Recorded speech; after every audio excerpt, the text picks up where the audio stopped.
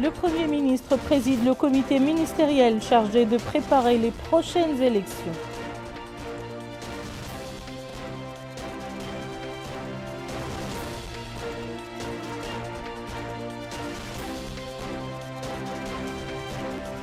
La centrale d'achat de médicaments et de consommables CAMEC organise une journée de concertation sur le système Muyassar.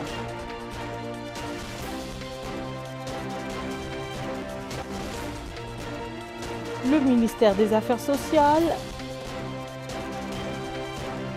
un atelier sur la participation des femmes dans le secteur extractif mauritanien. Madame, Monsieur, bonsoir et bienvenue dans le journal. Le Premier ministre, Monsieur Mohamed Ould Massoud, a présidé aujourd'hui au Premier ministère une réunion d'un comité ministériel chargé de préparer les prochaines élections.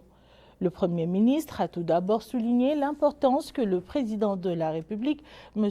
Mohamed Ould Ghazouani, attache à la dynamique de consolidation du processus démocratique dans un cadre de concertation qui vise à renforcer les institutions démocratiques. La réunion a été consacrée à l'examen des moyens matériels et des modalités d'organisation nécessaires au déroulement des prochaines élections dans les meilleures conditions et dans les délais légaux prévus à cet effet. Il a été décidé de former 2 comités techniques pour étudier tous les aspects liés à l'organisation des élections. La première porte sur les textes légaux et réglementaires et la seconde sur les moyens matériels et logistiques à charge pour les 2 comités de soumettre leurs propositions d'ici fin juillet 2022. Muyassar, vous en avez sans doute déjà entendu parler, c'est le système mis en place par le ministère de la Santé et qui assurera la fourniture des médicaments de qualité dans toutes les pharmacies sanitaires et leur approvisionnement régulier en médicaments. Pour mieux préparer sa mise en place, la centrale d'achat de médicaments et de consommables CAMEC a organisé aujourd'hui un atelier de concertation avec tous les intervenants dans le domaine de la santé. Le point avec Aminata. C'est pour s'assurer que tous les patients sur l'étendue du territoire national aient un accès aux médicaments à des prix unifiés que s'inscrit cet atelier axé sur la présentation et la sensibilisation du système de facilitateurs tenu aujourd'hui sous le thème Objectifs et avantages. Présent à la rencontre, le ministre de la Santé, Mokhtar Ould Dahi, a d'emblée indiqué que cet atelier est l'un des plus importants ateliers de développement des services de santé en ce qui concerne les médicaments, leur disponibilité, leur qualité et la facilitation de leur accès sur toute l'étendue du territoire national avec une garantie de 100%. Le ministre a déclaré que cette rencontre sera une occasion de discuter et d'échanger des idées sur comment assurer et faciliter la mise en place et le fonctionnement d'un système efficace, soulignant la nécessité de sortir de la réunion avec des résultats précis pour mettre en place des procédures afin d'assurer un lancement en toute sécurité du programme. Le ministre a en outre déclaré que les bénéfices de la vente de médicaments selon le mécanisme seront dirigés vers la fourniture gratuite des consultations médicales et des médicaments au profit des patients à revenus modestes. Lui succédant, la directrice de la CAMEC, El Vadli, Mint Sadek, a expliqué que cette réunion vient présenter le résultat des travaux du programme de système de facilitateurs pour échanger des idées sur le sujet. Elle a remercié tous les participants à l'atelier pour leur contribution essentiel est l'enrichissement du débat, soulignant que le système a été récemment approuvé par le Conseil des ministres grâce aux efforts de divers acteurs de la santé et a renouvelé l'engagement de la CAMEC pour assurer l'approvisionnement régulier vers toutes les formations sanitaires avec la liste des médicaments stipulés qui doivent être disponibles selon chaque pyramide sanitaire conformément au règlement national des médicaments. Au cours du traditionnel point de presse organisé par le porte-parole du gouvernement, le ministre de l'Éducation nationale et de la réforme du système éducatif, M. Mohamed Melaini Nouleyi, et ses homologues de la justice, M. Mohamed Mahmoud El-Cheikh Abdallah El-Boya, des affaires économiques et de la promotion des secteurs productifs, M. Ousmane Mamoudou-Kane, ont hier commenté les résultats du Conseil des ministres tenu un peu plus tôt dans la matinée. Le point toujours avec Aminata Kane. Comme à l'accoutumée, en marge du Conseil des ministres, certains membres du gouvernement ont commenté les résultats de ce conseil. Et c'est le ministre de la Justice, Mohamed Mahmoud El-Cheikh Abdallah El-Boya, qui a pris la parole en premier, indiquant que le projet de loi relatif à la réorganisation de la profession des notaires se décline en 90 articles et vise à définir le statut des notaires et à clarifier les règles d'organisation et de conduite du travail de ce métier. Le ministre a par ailleurs indiqué que le notaire joue un rôle important dans la sécurité de l'économie nationale et ce, en raison du lien de son travail en négociant la propriété privée des citoyens, en protégeant la propriété et en stabilisant les transactions. De ce fait, l'arsenal juridique, dira-t-il, doit être renforcé pour mieux lutter contre le blanchiment d'argent, le financement du terrorisme et le crime organisé conformément aux lois internationales. Le ministre a en outre indiqué que le projet intervient pour organiser la profession du notariat, montrer les modalités de son exercice, définir le domaine de compétences territoriales pour chaque bureau de notariat, fixer les conditions générales d'accès à la profession de manière à équilibrer la résorption du chômage et de bénéficier de l'expérience des professionnels en la matière. Lui succédant, le ministre des Affaires économiques et de la promotion des secteurs productifs, Ousmane Mamoudou-Kane, a quant à lui commenté les deux conventions de financement présentées lors du Conseil des ministres, indiquant que sur 110 projets financés à l'extérieur, il y a des projets dont l'exécution prend un retard de plus de 9 ans. Parmi ces projets, il y a un qui date de 1996, un autre de 2000, dira-t-il, un de 2005. Le ministre a également précisé que dans les écritures de bailleurs de fonds, environ 140 milliards émerus attend d'être éjecté dans l'économie mauritanienne, soulignant que la responsabilité du gouvernement, c'est de savoir pourquoi ça ne l'a pas été de façon rapide. Toutefois, il a rappelé qu'il ne s'agit pas de la première fois que l'on parle de lenteur de l'exécution des projets. Il y a 2 ans, explique-t-il, le gouvernement en parlait successivement, raison pour laquelle des progrès sont visibles dans l'exécution de certains projets, bien que cela reste insuffisant, indiquant que cette nouvelle tendance s'inscrit dans la politique générale du gouvernement qui veut mener des actions concrètes en faveur du citoyen pour renforcer sa stratégie visant à la bonne gestion des ressources et ainsi qu'à la transparence et à l'équité dans toute la gestion des deniers publics. Enfin, c'est le ministre de l'Éducation nationale, de la réforme du système éducatif, porte-parole officiel du gouvernement, Mohamed Melaini Nouleyi, qui est revenu sur l'attribution des parcelles de terre aux enseignants qui s'inscrit dans le cadre du programme de valorisation de la profession de l'enseignant et des efforts du ministère visant l'amélioration des conditions de vie de cette catégorie. Par ailleurs, le porte-parole du gouvernement a indiqué que le Conseil des ministres a étudié et adopté un ensemble de projets de loi, de décrets et de communication. Parmi ceux-ci, il cite 3 projets de loi, dont le premier porte sur le statut des notaires, tandis que le second est relatif à la ratification d'un accord de prêt en soutien au budget de l'État entre la Mauritanie et l'Arabie saoudite. Le troisième porte sur la ratification d'un accord cadre entre notre pays et la Banque islamique de développement. En réponse à une question sur les fuites d'audio attribuées au ministre de l'Hydraulique, le porte-parole du gouvernement a souligné la détermination de l'État d'incarner un État de droit et de citoyenneté. Loin du tribalisme, cependant, il a mis en garde contre la restauration des liens entre cette affaire et le traitement que fait le gouvernement face à ce genre d'agissement. Comment renforcer la participation des femmes dans le secteur extractif mauritanien? Telle est la question principale à laquelle doivent répondre les participants à la journée de réflexion organisée aujourd'hui à Nouakchott sous la tutelle du ministère de l'Action sociale, de l'enfance et de la famille. Bokar Baylaban nous en dit plus. Les industries extractives ne sont désormais plus l'apanage des hommes. Le sous-secteur emploie aussi des femmes. Et l'État mauritanien est conscient de la participation active des femmes dans toute la chaîne de valeur, de l'extraction jusqu'à la distribution. D'ailleurs, la problématique posée est on ne peut plus explicite.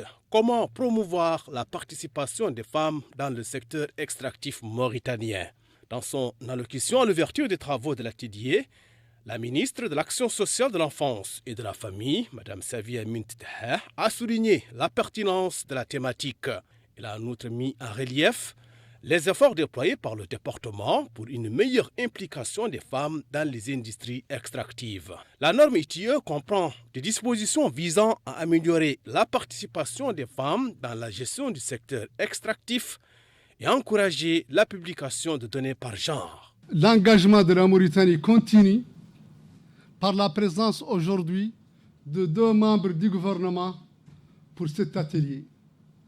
Combien le gouvernement mauritanien confirme son engagement dans le cadre de sur la route et sur la voie de la bonne gouvernance d'une manière générale et dans le domaine des industries extractives.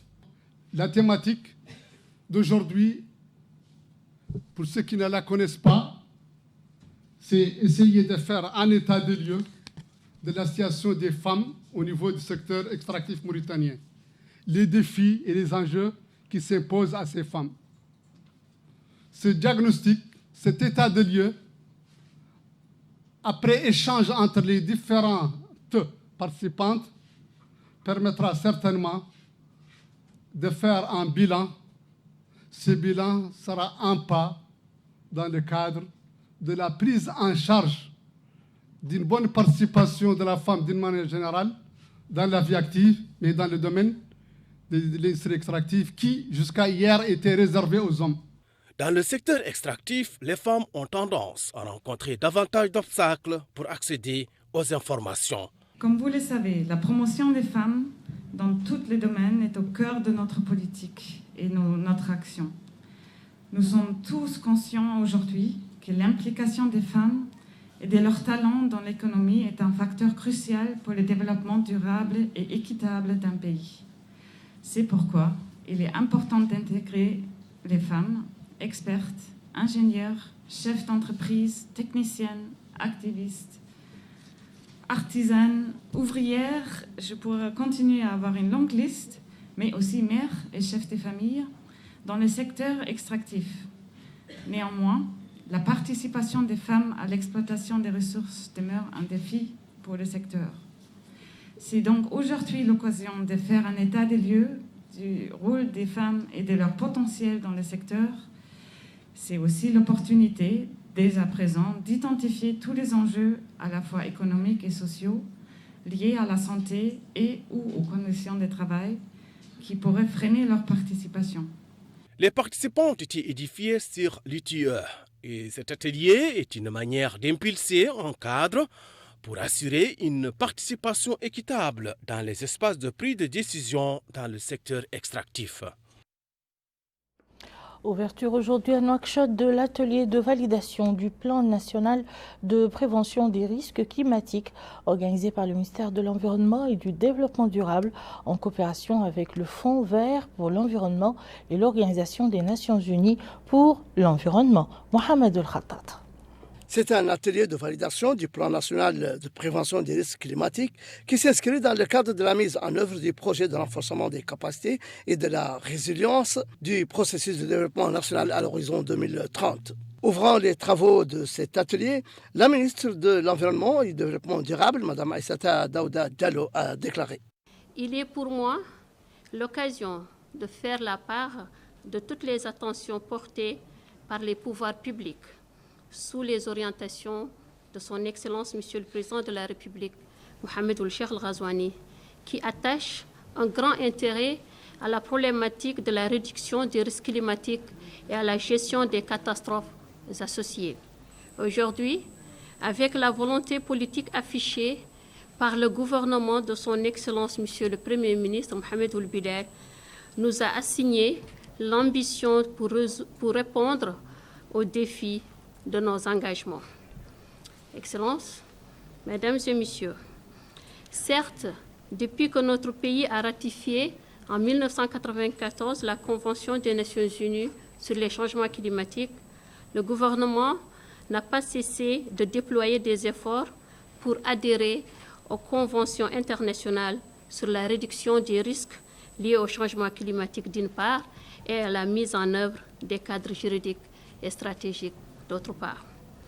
Aussi, le plan national de prévention des risques climatiques 2022-2030, soumis aujourd'hui à votre approbation, est le fruit d'un long processus de concertation interne et de consultation externe avec les différents acteurs impliqués dans la gestion des risques climatiques. Lui, en boitant le pas, le coordinateur du projet de renforcement des capacités pour l'élaboration du plan national d'adaptation au changement, M. Moulou, a fait observer. Comme vous le savez, les impacts subventionnés qui touchent tous les secteurs du développement se cristallisent notamment à travers la problématique majeure de l'insécurité alimentaire, la destruction des habitats, des infrastructures collectives, la migration des populations et j'en passe.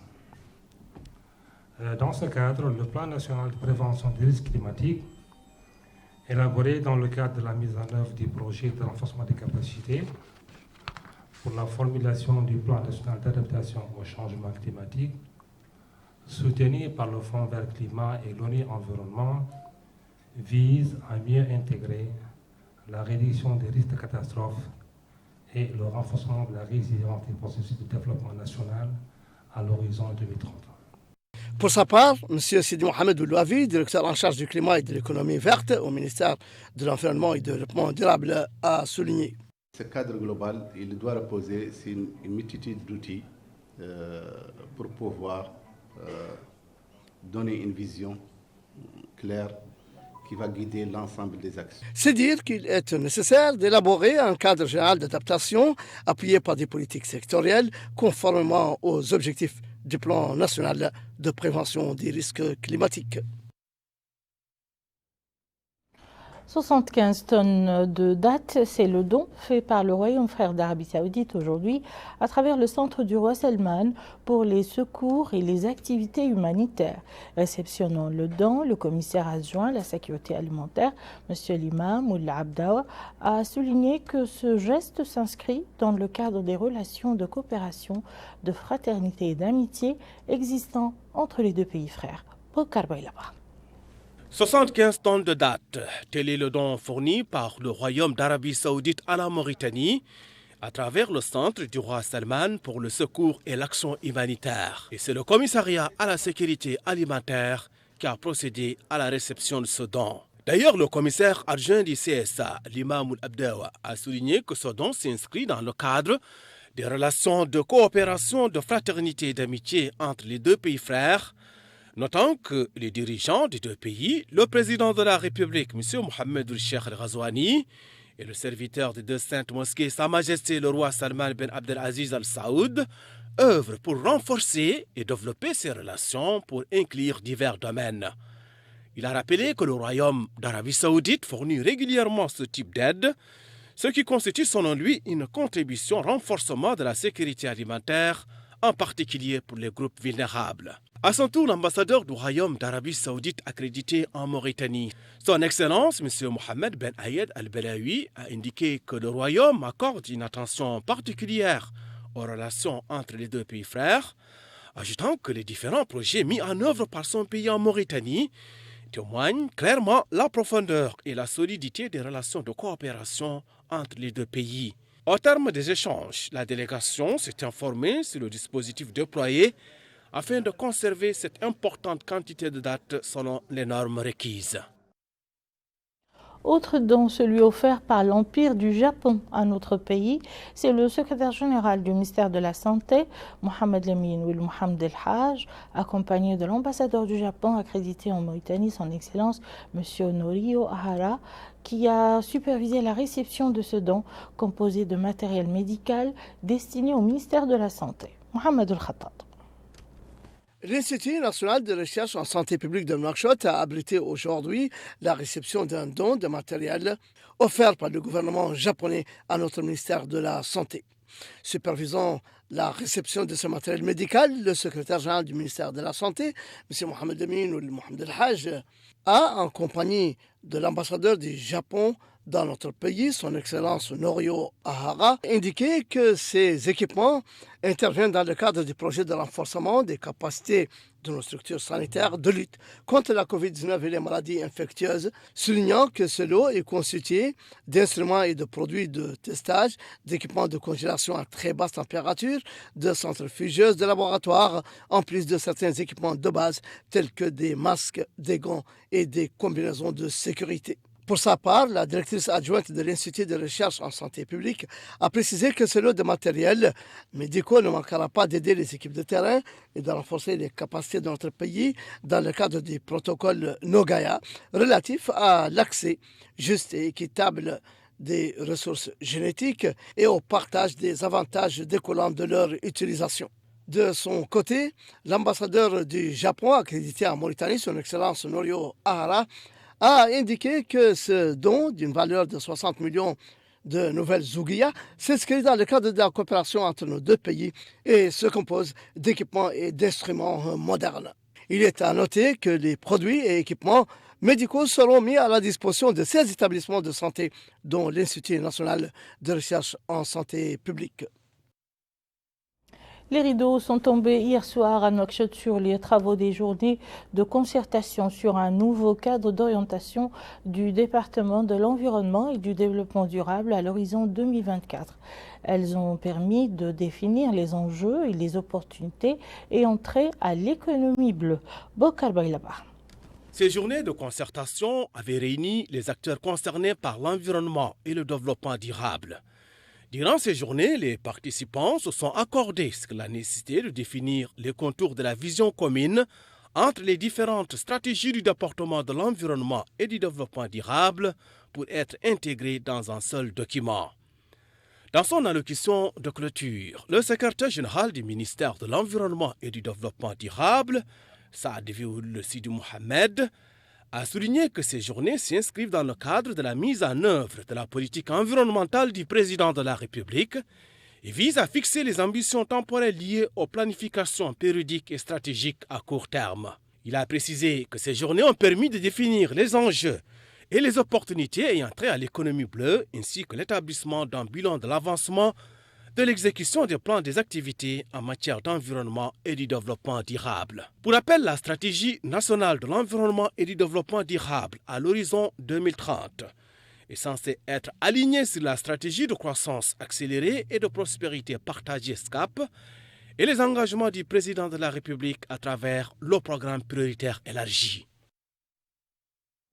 Le Palais des Congrès de la capitale a accueilli ce matin le lancement du premier forum mondial de promotion des produits féminins locaux auprès des voyageurs. Le forum, organisé par notre pays en partenariat avec le réseau agropastoral mondial des femmes nomades, avec le soutien du Fonds des Nations Unies pour la population. Mohamed El-Khattat. C'est un premier forum mondial dédié aux efforts de la femme rurale et son apport dans le développement local à travers la mise en œuvre des produits locaux qu'elle arrive à réaliser, souvent mal connus. L'occasion pour le conseiller du ministre de l'Élevage, chargé de la santé animale, M.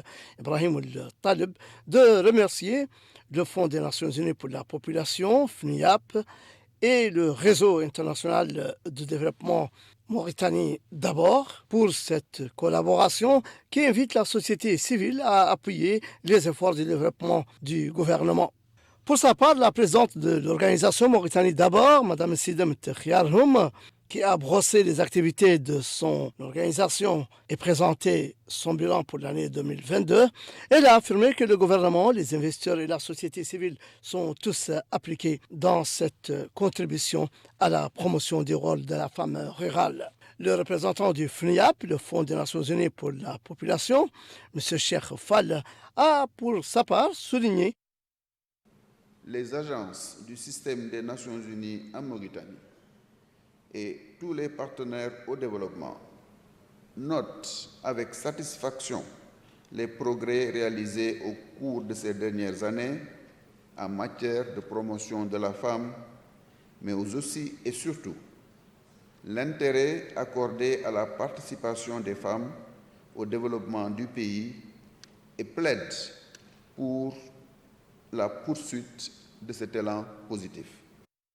Enfin, le maire adjoint de la commune de Tavraghzene, M. Dahaoul Cheikhna, a salué l'important rôle de la femme rurale dans le processus de développement et a invité la société civile à appuyer les efforts de développement du gouvernement. Il est vrai que les femmes rurales jouent un rôle clé pour aider leur foyer et leur communauté à atteindre la sécurité alimentaire institutionnelle, à générer des revenus et à améliorer les moyens d'existence ruraux et le bien-être général. À Nema, capitale du Houd al-Sharqi, le wali adjoint de la wilaya, accompagné du chef du bureau du HCR et du personnel médical de la ville, a supervisé la livraison d'un incinérateur pour déchets médicaux. Cet incinérateur permettra d'éliminer en toute sécurité les déchets du centre de santé régional de Nema. Le point avec Hourul Mouileh. Le centre hospitalier régional de Nema dispose maintenant d'un incinérateur flambant neuf. L'acquisition de cet appareil permettra aux responsables de cette structure sanitaire d'éliminer les déchets médicaux qui étaient jetés dans une décharge publique loin de la ville de Nema et constituaient un énorme défi environnemental. C'est le wali Moussaïd du Houd al-Sharqi, M. Mohamed Mokhtar Oulbaba, qui a remis cet appareil fourni par le Haut Commissariat des Nations Unies pour les réfugiés, en plus d'un autre incinérateur destiné au centre de santé. Le président du bureau du Haut Commissariat des Nations Unies pour les réfugiés, Abbas Knou, M. Rida Rizqi, a déclaré: la prévention et contrôle de l'infection, la détection en laboratoire et la gestion de l'information sanitaire. Toutes ces actions ont bénéficié en premier lieu à la wilaya de Houd al-Sharqi. En plus, le projet a également permis le renforcement des capacités des laboratoires avec notamment la mise en place d'une plateforme PCR à Nouadhibou et la capacitation de 3 centres de détection additionnels, ce dernier volet étant en cours. Enfin, sur le volet résilience communautaire dans les différentes Mougata de la wilaya, 4500 bénéficiaires de transferts monétaires pour l'achat d'intrants agricoles et alimentaires et d'aliments bétail, 10 forages équipés, 18 latrines construites, 2900 kits de lavage de mains familiaux et 100 kits de lavage de mains publics distribués, plus 17 PME soutenus. Comme vous l'avez compris, en soutenant les efforts nationaux de réponse à la Covid, en contribuant à un système de santé plus résilient et en soutenant les communautés d'accueil, ce projet reflète la stratégie de lien entre l'humanitaire et le développement. Cette stratégie vise à inclure les réfugiés dans les systèmes nationaux tout en renforçant ces systèmes au bénéfice des réfugiés, mais aussi des communautés d'accueil. Et voilà qui met fin à ce journal. Tout de suite, le rappel des titres. Le Premier ministre préside le comité ministériel chargé de préparer les prochaines élections.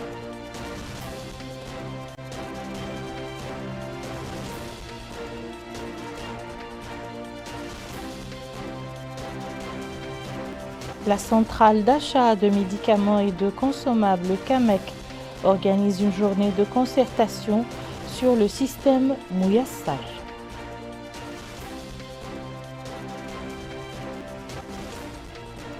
Le ministère des Affaires sociales, de l'enfance et de la famille organise un atelier sur la participation des femmes dans le secteur extractif mauritanien. Merci, Madame, Monsieur, de nous avoir suivis. À très bientôt, Inch'Allah.